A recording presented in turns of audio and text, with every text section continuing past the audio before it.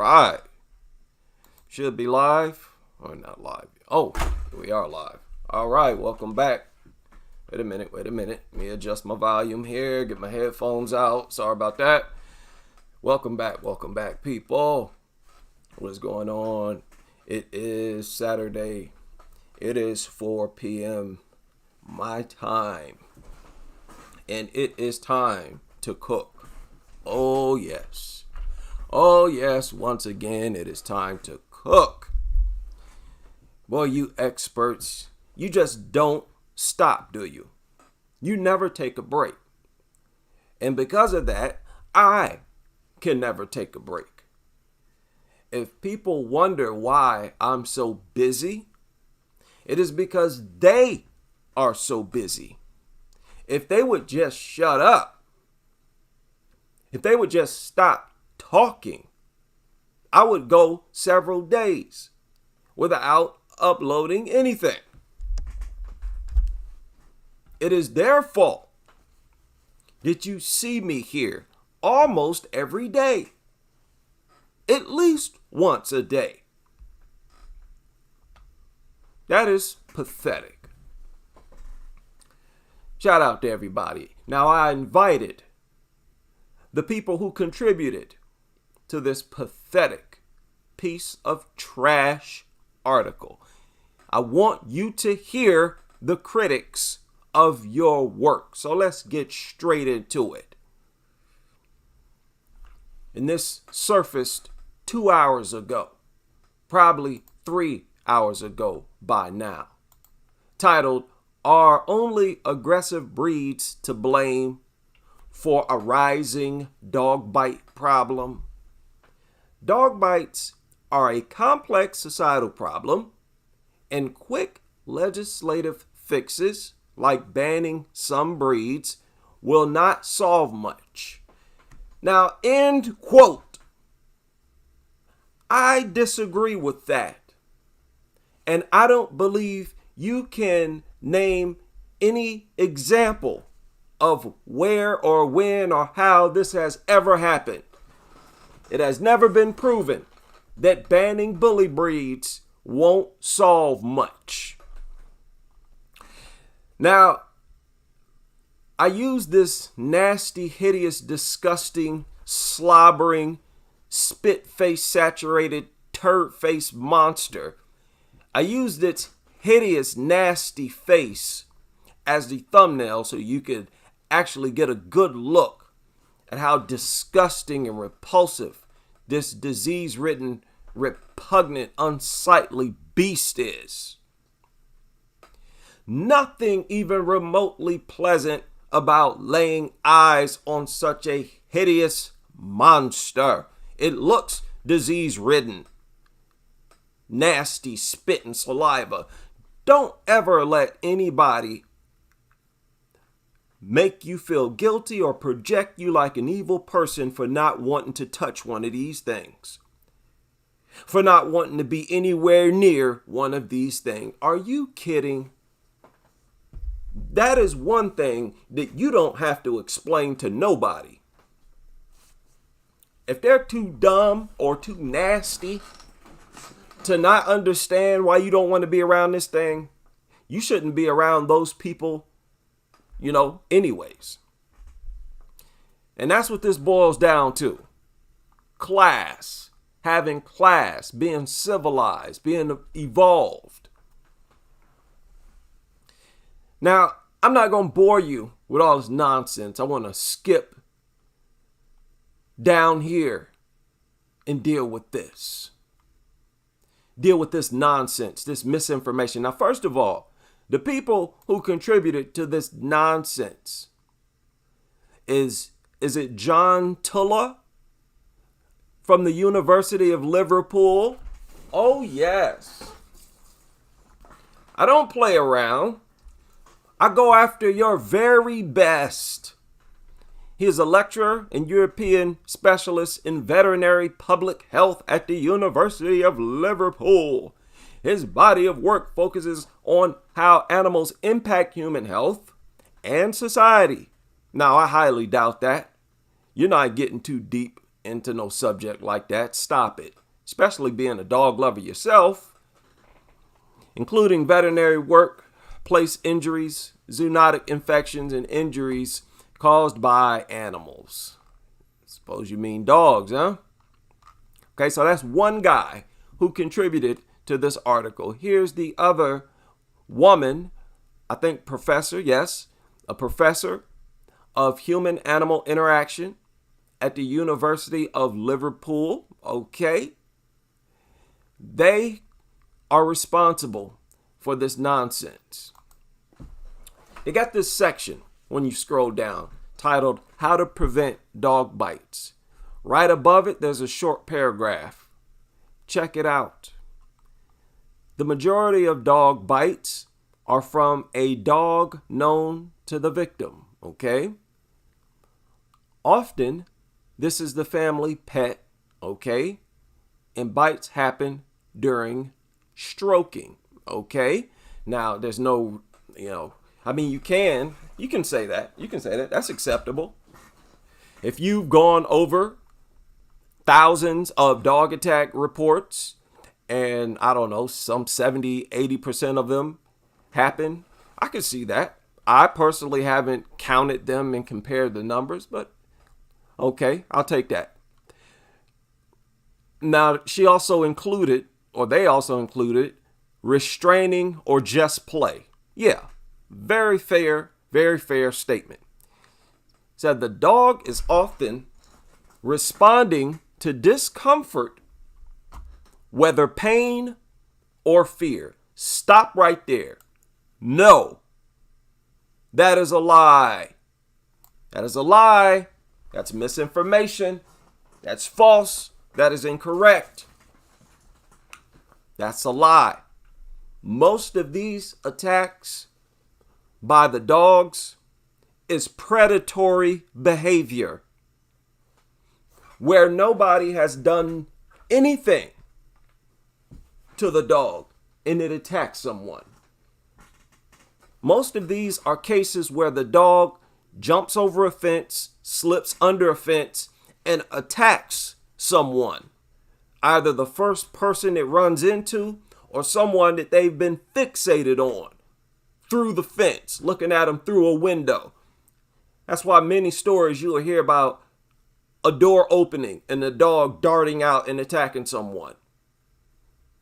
A van door sliding open, the dog darts out and attacks someone. It's been fixated on a target.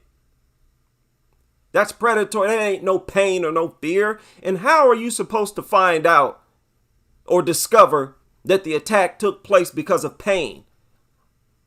I go over dog attacks every single day.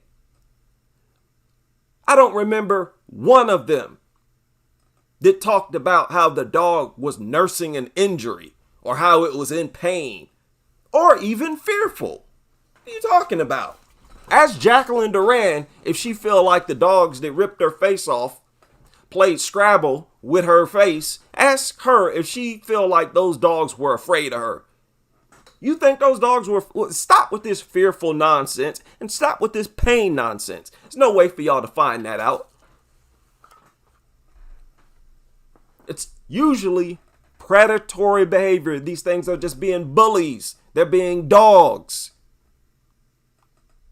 It's in their nature to bully, dominate,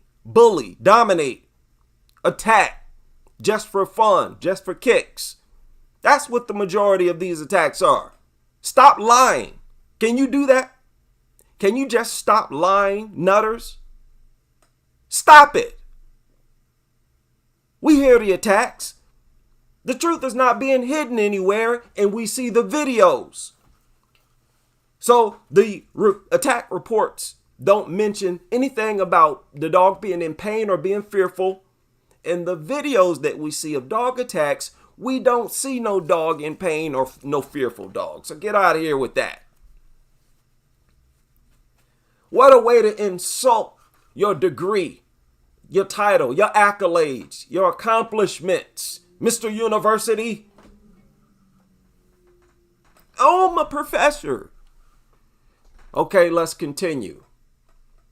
Again, nobody Nobody, especially an uneducated person, nobody should be able to do what we're doing here, to do what we do here all the time. Look at this. Genetic tendencies in breeding lines are an important factor. So when choosing a dog, it's important to view and assess the parents of the puppy. Dogs of the same breed vary widely in behavior. Behavior tendencies are inherited from parents. Look at this. Look for signs of nervousness or shyness around people. Stop right there.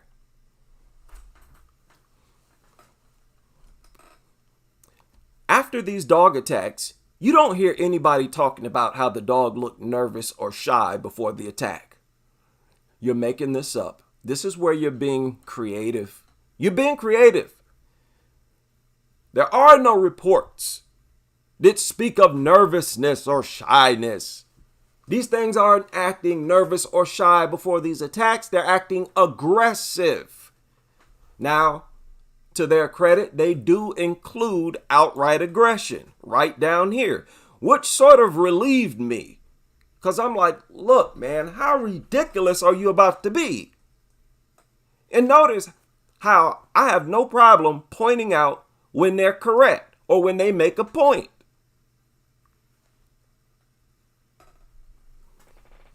Dogs from puppy farms, according to them, are prone to health and behavioral problems. Okay, look at this. You see this? Banning more breeds won't work. New varieties will fill the gap, like what happened with the pit bull. Stop right there. Banning more breeds will work. I mean, what are you talking about it won't work? If there are no dogs, nobody's getting bit by a dog. What are you talking about? Don't tell me that banning these things won't work or won't reduce the number of attacks, won't have a positive impact on the now negative statistics, dog bite statistics that we have. And it's not just about being bitten. It's how severe the attack is. Some people barely have their skin punctured. Others have their faces rearranged. You understand? This is an aggressor, a killing machine, attacking people. Don't tell me if they're not around that dog attacks can somehow miraculously keep happening. And no, they won't fill the gap. Don't tell me that replacing a pit bull is no different, or replacing a pit bull with a what? A Chihuahua, a poodle. Huh? Don't tell me there's no difference between these breeds. Don't tell me that. If all bully breeds are gone, don't tell me that they can magically just bring in some other breed and those breeds will be just as dangerous and aggressive as the bully breeds. The bully breeds have an increased aggression. They're quicker to attack. And when they attack, they don't stop. And it's almost impossible to stop them once they go into attack mode. Another thing you need to take into consideration, how difficult it is to stop them. Not only from attacking, but from trying to attack. They will drag most adults. So that's nonsense. And what are you talking about? Like what happened with the pit bull. That is just the problem. They never banned all bully breeds. No jurisdiction or nothing ever did that.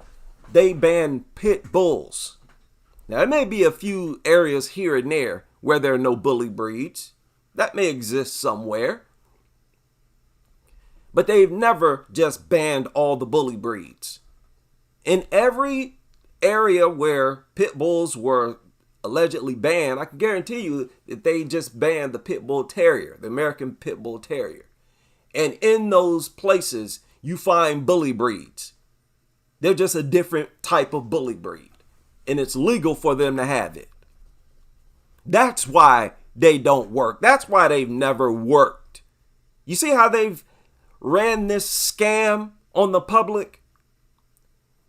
They went around banning only the American Pit Bull Terrier, or maybe 2 types of bully breeds, and allowed people to keep and own all the other bully breeds, and attacks kept happening. Yeah, they replaced the American Pit Bull Terrier with a Dogo Argentino. Of course, there's no difference in the statistics that they produce. They're all bully breeds. That was the whole scam. That way they could turn around and say, look, the breed ban didn't work, so let's remove it. You bunch of lying, dishonest scam artists. That's why I never get tired of exposing you nutters. You're so evil. Your evil is thick. And you deserve to have some passionate people on your neck. Look at this. Dog bites are a complex societal problem. No, they're not. Nothing complicated about being bitten. Get the dogs out of here. Nobody's being bitten. What are you confused about? Ain't nothing complicated about this. Dog bites are a complex societal problem, and we cannot expect a quick legislative fix, such as banning a breed or reintroduction of licenses to solve it. Dog licensing would be prohibitively expensive. Now, I agree that a license is worthless. I say that, I've been saying that forever. You know, license, people will just continue to be attacked by dogs whose owner have a license. That's it. No license gonna magically prevent a dog from attacking people. And it's not gonna make you a more so-called responsible dog owner. It's not gonna give you the ability to turn that dog into a more harmless dog. No. Clever environmental design could go a long way towards preventing people and dogs from being exposed to risky situations. For example, installing external ladder boxes as standard. Wait a minute, what? Preventing people and dogs from being exposed to risky situations, like the dogs attacking us? What a way to word a dog attack on a human. As if he tried his best to avoid saying that, to avoid facing, and this is typical with these dog lovers. They have this phobia of dealing with reality as it is. So they can't say just a dog attacking a person.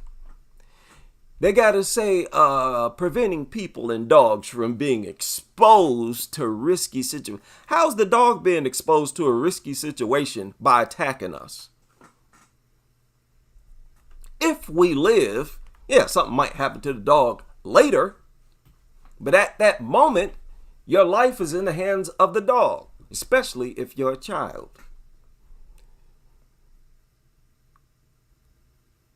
People often tout education as the answer, but it's a small part of the solution, according to these experts. Public education needs enforcement measures and supportive policy to work. Improving people's expectations of what good dog welfare looks like is key to minimize fearful and frustrating situations for dogs. Again, these dogs are not attacking in response to fearful or frustrating situations. On top of that, you have no way of proving it. You will never prove it. None of you will. In no way, shape, form, or fashion will you present any credible evidence to prove that. I'm saying that here on this video. I know for a fact that you can't. You're welcome to. Share the information. I invited both of you. You, John, you, Carrie. I invited both of you. So go ahead, knock yourself out. That is a lie, lie, lie. Okay? They're not attacking in response to fear or frustration. And what do you mean improving people's expectations of what good dog? Here we go with that goofy language again. A good dog owner, a responsible dog owner. And they never get around to explaining what that is. What type of things did these people do? That should be all that you talk about. Now look at this. Look at what they went on to write after that horrible sentence. Fearful. Look, this includes not abusing dogs in the name of training and providing sufficient exercise and space. This is an article about the rise in dog attacks and how to stop them. And they've managed to start talking about dogs being abused. Yeah, their goal is to put it into your head, oh, these dogs attack because at some point in their history, in their life, they've been abused by an evil human. Again, none of you have no way of proving that. No way at all. These are wild guesses. These are the wild guesses that I talk about all the time on this channel, on both my channels, where they just get creative. Oh, let's just make something up. Oh, let's just say something that sounds good. That's all you're doing. You have no evidence, none whatsoever, that suggests, that proves that any percentage, you've not even discovered a percentage. We don't get that information. And you have not tallied together all the stories, reports, and articles. You have not, and you have no video footage. All the video footage of dog attacks available, they are on my side. This includes not abusing dogs. And she's saying that not abusing dogs is a way to avoid dogs becoming frustrated or fearful. So it's all, the dog is a victim. Not the kids. The kids are not the victim. The dog is the victim. And not abusing dogs in the name of training and providing sufficient exercise and space for the dog. Listen, I don't have to provide nothing for these things, and I'm not going to provide nothing for them. And why don't you stop talking as if these things are our responsibility? I hate the way they try to put it into the public's mind that it's our responsibility to care for these things. As if they've determined that these are our children, our adopted children. Get out of here. Now look at this. Look at what they went on to write. Training methods must be kind and reward-based, as punishment-based methods are associated with reduced success and greater stress, fear, and aggression. Now, here's the truth of the matter. It does not matter how you train dogs. Dogs that have never been abused, that have never been hit in any way at all, have gone on to attack. This happens very often. Do you know how many reports point this out? Where the people who've raised the dog are the ones telling you, that they raised it with love, that they've never seen it be aggressive. And many of these people, you can just tell from their energy, they're not really the violent or aggressive type themselves. And they're right in front of you, kissing and hugging and being all affectionate with them. Why should I assume that they're lying? Why should I assume that they're lying and instead believe you, telling me that they actually train their dog using punishment-based methods? Get out of here. And how did you discover that dogs that have been raised with a reward-based training have never attacked anyone? How did you discover that? What special go-go gadget tools you use to find that out? But these people, here's that magical dog thinking. You know, these people are very, they have a thick imagination. And what do you mean? Punishment? Ma'am, I'm saying ma'am. People, I'm up here talking to a group of professionals, professors. That is pathetic. Training methods must be kind and reward-based, as punishment methods are associated with reduced success and greater stress. The truth is that when you use punishment, what that does is produces a dog that's less likely to attack you. If I raise a dog and I'm smacking it around from puppyhood, all I do is reduce the chances that it will attack me. I do not reduce the chances that it will attack others. When you raise it the way you suggest, with kindness, reward-based, basically food, giving it treats. When you raise a dog like this, that means now there's a greater chance that it will attack me, the owner, the person feeding it. And it's just as likely still to attack others, probably more likely now to attack others. Because when it looks at you as its alpha, dogs in dog packs quite often will wait for the alpha to attack first. You see? But they will attack first. It's not always the alpha who attack first. So all you do is reduce the chances that it will attack you, and really, they're just as likely to attack others, if not more likely to attack others when they're raised with the punishment base, because a lot of those people actually train it to be aggressive. And they're just aggressive. That's what they were bred for.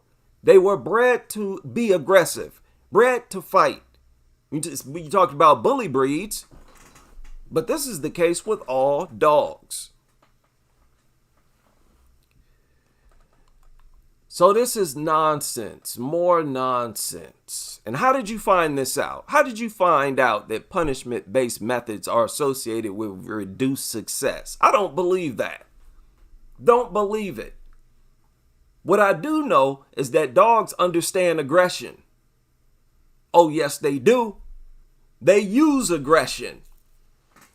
That's just about the only thing they understand. They understand intimidation. They understand superiority. And if you don't establish yourself with aggression as the alpha, you increase the chances that that thing will attack you. Educational efforts should be focused on addressing the perception that it wouldn't happen to me and introducing new social norms, such as never leaving children alone with dogs. No, the new social norm should be never bringing dogs around kids. I don't want to hear nothing. Bring these mutts around a kid somewhere. What are you going to do to stop it once it tweaks out and tries to rip somebody's face off? You ain't going to do nothing.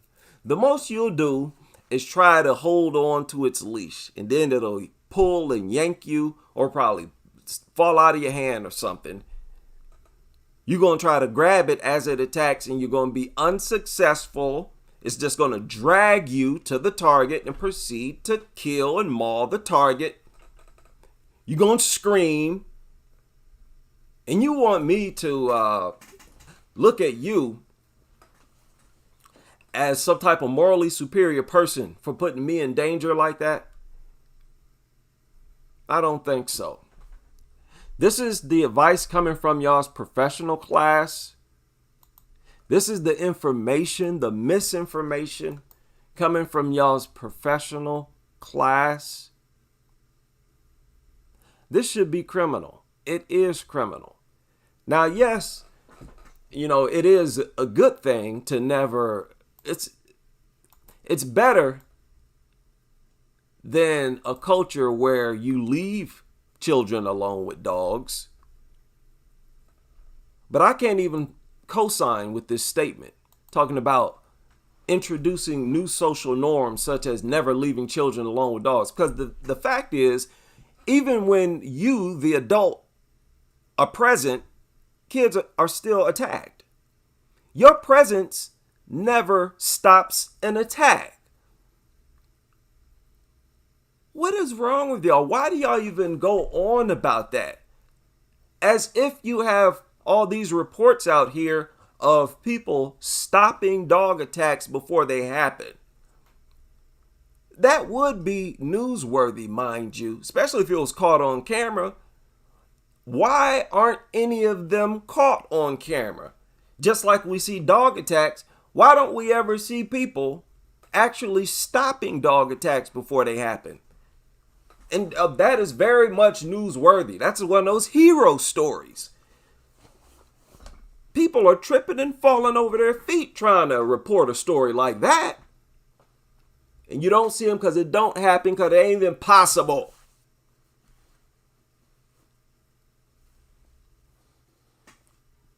Nonsense.